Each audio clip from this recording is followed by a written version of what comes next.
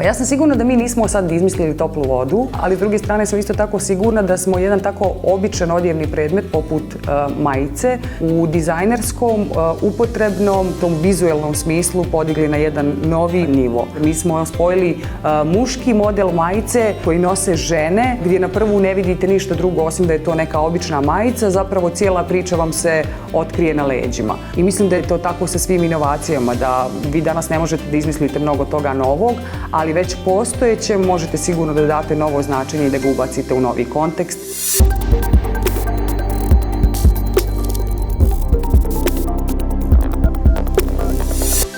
Tada, prije 3 godine i danas mi je sve u ovoj priči izazov. Nisam znala koliko može majici da se napravi od jedne rolne materijala. Nisam imala pojma da zapravo vi ako hoćete bilo šta da počnete da radite, da zapravo jedan od uslova dobavljača jeste da uzmete rolnu materijala, a ne onoliko sa koliko biste vi počeli, odnosno koliko vam treba. Jedan od najvećih izazova sigurno sa kojima smo se susreli jeste kako naći dovoljno kvalitetan, siguran, eco-friendly, što je nama bilo jako važno, materijal koji ćemo koristiti za motive, a koji će biti dovoljno čvrst da toj rupi da zapravo oblik i formu kakvu ona zaslužuje i kakvom smo je mi zamislili. Kako formirati cijenu, na primjer, ja sam cijenu formirala po tome kao je li to meni skupo ili je jeftino, da li bih ja to mogla sebi da priuštim ili kao bi uzmakla kad bi čula kao koliko košta naš model. Ali danas, 3 godine od našeg, ajde da kažem, zvaničnog osnivanja, neke od ovih stavki i ovih problema i izazova smo riješili, a sa nekim se još uvijek susrećemo i ubjeđena sam da će se desiti neki novi izazovi.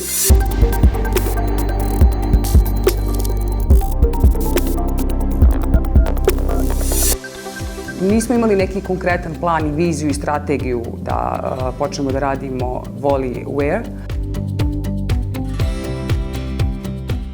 Nekako su te prve desetine komada zapravo bili pokloni za one najbliže oko nas, da bi se već u narednih mjesec dana ta cijela priča zakotrljala sa onako ozbiljnim narudžbama i zapravo je tako sve krenulo.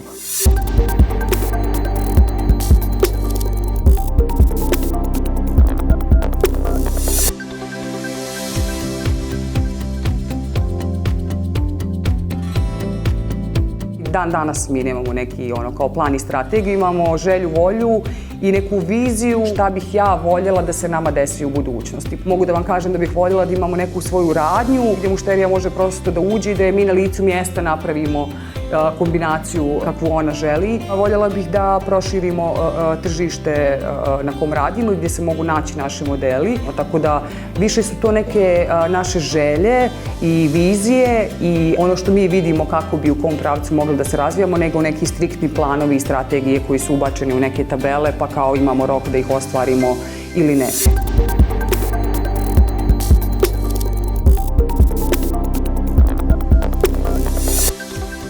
Mislim da smo region prilično dobro pokrili, jako dobro radimo sa Švajcarskom, sa Austrijom, ali nekako mislim da univerzalnost onoga što radimo zaslužuje i može da prođe i globalno. Simboli koji su na našim leđima i to što majica predstavlja u kulturi uopšte, mislim da nema granica. Ja mogu da vidim naše modele i u Americi, mogu da ih vidim i u Africi, mogu da ih vidim i u regionu, tako da mislim da stvarno nema nekih velikih prepreka da osvojimo bilo koje tržište.